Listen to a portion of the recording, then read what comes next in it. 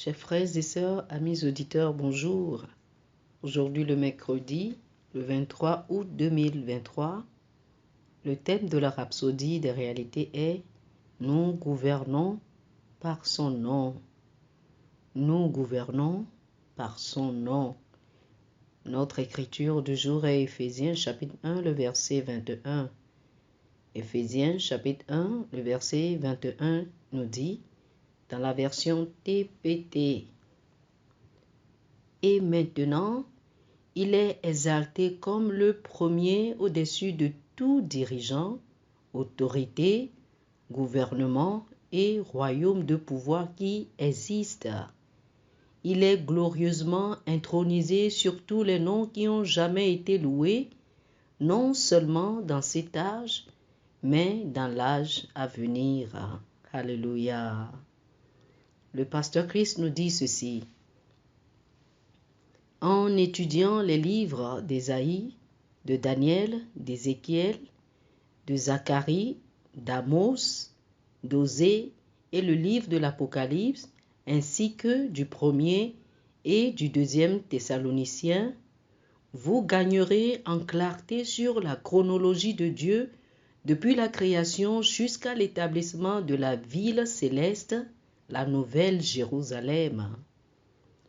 Ces livres nous parlent de différents gouvernements mondiaux qui ont gouverné le monde au fur et à mesure que Dieu leur en donnait les opportunités.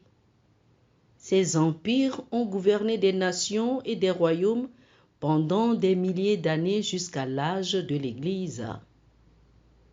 Dieu n'a donné à aucun individu ou groupe l'opportunité de gouverner le monde à l'ère de l'Église. Au lieu de cela, il a établi le nom de Jésus-Christ comme le nom par lequel tout peut être légalement fait dans ce monde en ce qui concerne le ciel. L'âge de l'Église est exclusivement réservé au nom de Jésus-Christ. Son nom doit être utilisé pour gouverner les choses dans les cieux, sur la terre et sous la terre.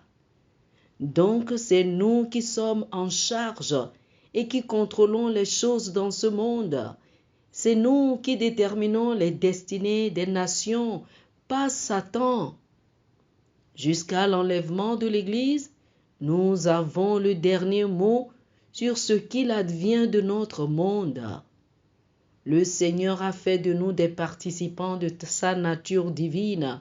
Nous sommes membres du Panthéon céleste et, en son nom, nous réattribuons les héritages désolés. C'est le plan de Dieu. Alléluia. Satan ne pourra pas imposer sa volonté et exercer son influence sur les nations tant que nous sommes dans ce monde. Nous pouvons discerner ses œuvres et ses stratagèmes à travers la sagesse de la parole de Dieu. Et, avec notre autorité au nom de Jésus, nous le retranchons des nations et établissons la justice de notre Seigneur Jésus-Christ. Oh, alléluia, alléluia. Chers amis, je vous invite à faire cette confession avec moi. Le nom de Jésus est le nom au-dessus de tous les noms. Son nom est plus grand que tout dirigeant, autorité, gouvernement et royaume de pouvoir qui existent. Son nom replace les membres mutilés, ouvre les yeux des aveugles, débouche les oreilles sourdes et ressuscite les morts. Au nom de Jésus, je déclare qu'il y a la paix, la plénitude, le bien-être, la guérison, la prospérité et l'abondance dans les nations de la terre, et la bonté du Seigneur est continuellement expérimentée dans les nations. Oh, béni soit Dieu. Alléluia. Pour une étude approfondie, veuillez lire Hébreux chapitre 1, du verset 1 au verset 3, Apocalypse chapitre 17, verset 12 au verset 14, et Philippiens chapitre 2, du verset 9 au verset 11. Hébreux chapitre 1, verset 1 au verset 3.